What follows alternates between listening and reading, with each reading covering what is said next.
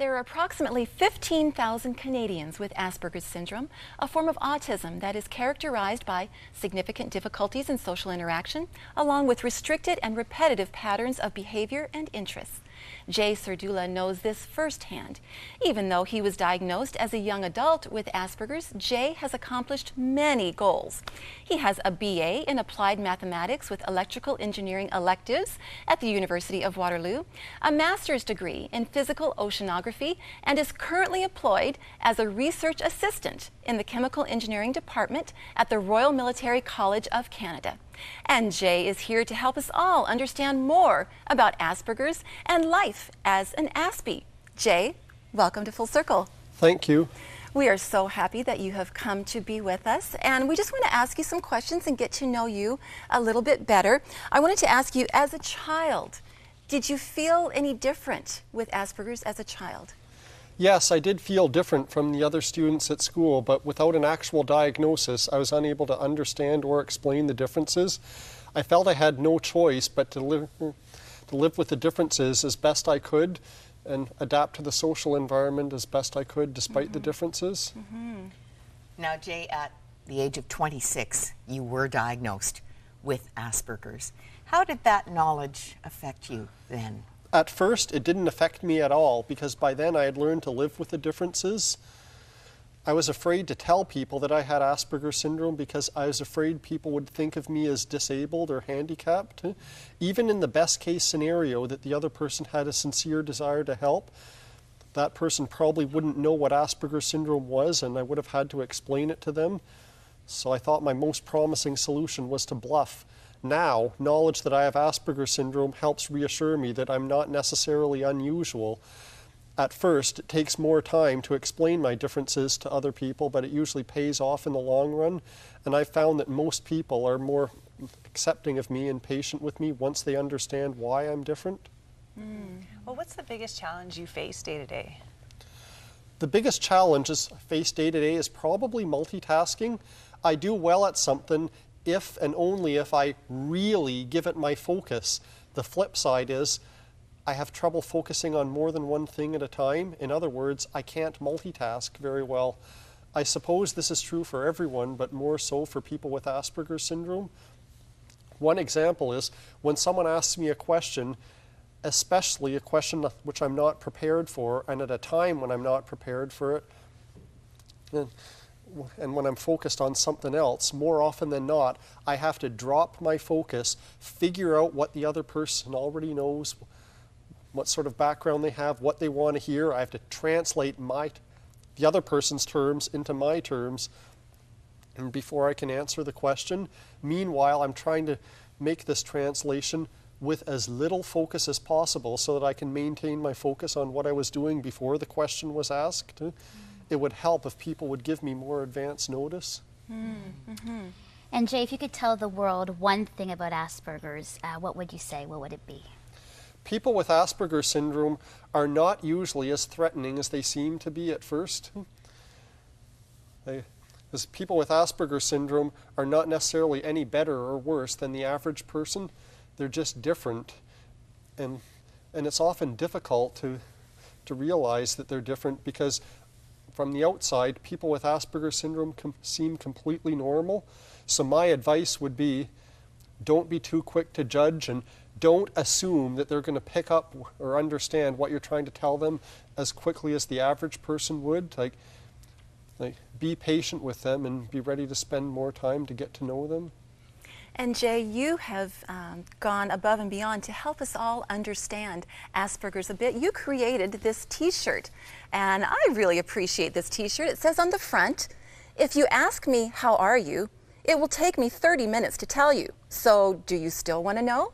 And then on the back, more information, points to remember.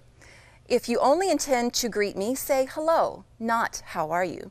Do not ask how are you unless you really want to know the answer, and you can spare at least 30 minutes to listen to the answer. And if I appear to be in a hurry, do not ask me any questions. That is so appreciated because really it's It's more for us to understand your thought process and how you move from point A to point B to point C. And so I appreciate the fact that you did that t-shirt. Now, Jay, I want to move on now to your life of faith in God, because you say that really you connected with God on a personal level when you went to a youth group in Deep River. What made you go to that youth group? Well, my parents went to the Catholic Church, although not always on a regular basis, so that gave me some exposure to God and the Bible. Now, when I was in grade 8, one of my classmates invited me into the Free Methodist Church youth group, and I enjoyed the activities so much that I wanted to continue going to youth group. And after repeatedly attending the youth group for 2 years and receiving regular exposure to Jesus and Christianity, I accepted Jesus Christ as my personal Lord and Savior. Now we're just eager to know, how did having Jesus in your life change your life? Well, I've come to realize that my time and my money and my life do not belong exclusively to me, but to God. So I've tried to be more patient with people, regardless of whether they're Christian or not, and regardless of whether they understand my differences, and tried not to be too quick to judge. Like 2 Corinthians 5:16 says, "For no longer do we regard anyone from a worldly point of view." And how has your faith helped you interact with people? What difference does that make? Well, through my upper years of high school and all throughout university, most of my social time was spent with other Christians, and usually, if not always, these people were very accepting of me and patient with me, despite the fact that I wasn't able to explain my differences. So that gave me lots of role models to learn from. And Jay, how do you think the church can help people with Asperger's, like yourself? Well, Jesus never labeled anyone, but could always see right to the heart. So I believe that as Christians, we should all follow that example, not be too quick to judge anyone, but remember that every person we meet was made in God's image and is here for a reason. So regardless of how different someone is, we shouldn't judge them, but take the time necessary to get to know them. Excellent, excellent lesson, Jay. Now, I want to move on to your life in sports. Now, when did sports become important in your life, and why did you choose swimming? Well, I was in grade 6 when I started to lift weights. In grade 8, I joined the school cross-country running team. Now, in grades 9 and 10, I wasn't very faithful at attending the cross-country running practices and quit the team prematurely. And in grade 11, my school was shown a video of Terry Fox and his ambition to run across Canada.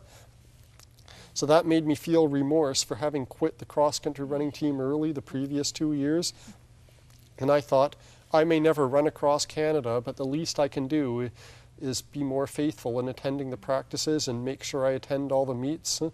That was the turning point, after which running was my favorite sport for several years. The reason I eventually chose swimming, or actually part of the reason why I eventually chose swimming, was that it's less strenuous on the joints than running and therefore less prone to injury. Jay, you have accomplished so many things, including swimming across Lake Ontario. Who inspired you to attempt this? Well, in 2006, Jenna Lambert, who's 15 years old at the time and has cerebral palsy, swam across Lake Ontario. Because you're not allowed to touch a boat or use any flotation, including a wetsuit, the hardest part of her swim was the feeding times when she had to eat with one hand and tread water with the other hand. And I was so inspired by her successful crossing that a few days later I thought to myself, I want to swim across Lake Ontario. And she's from Kingston, as you are. Well, the greater Kingston area, Yeah. I think. And would you swim across Lake Ontario again? I can't see that happening. Like, not only did the swim itself take its toll on me, but so did the 2 years of solid training.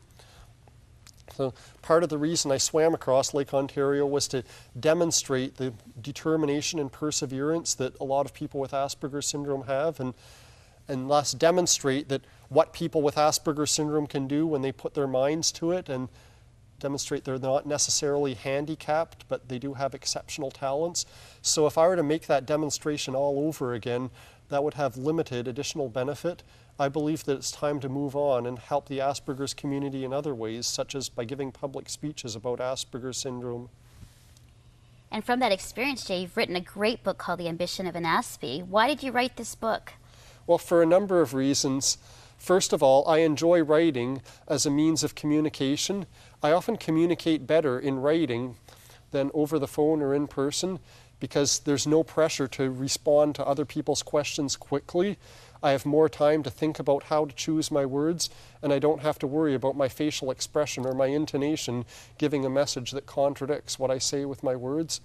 The main reason why I wrote the book was to bring the world to a better knowledge of Asperger's syndrome. Like, Asperger's syndrome didn't have a name, even in Europe, until 1981. And to this day, a lot of people still haven't heard of Asperger's syndrome. Even those who have tend to have a lot of misunderstandings about Asperger's syndrome. So it was my hope that by writing the book, I would clear up some of the misunderstandings of Asperger's syndrome, because I believe the world could benefit from more awareness of Asperger's syndrome. And the final reason why I wrote the book was for my own benefit, because swimming across Lake Ontario is a once-in-a-lifetime achievement whose memories I'm sure I'll want to cherish for the rest of my life. Wow. And we are so glad that you've taken some time out, Jay, to come and spend time on the Full Circle couch with us. I think we've all learned a lot just by spending these few minutes with you. Thank you so much for being with us, Jay. Well, my pleasure. And your book, again, it's called The Ambitions of an Aspie, and it's your journey across Lake Ontario. Congratulations on writing the book, and thank you for being with us, Jay. Oh, you're welcome.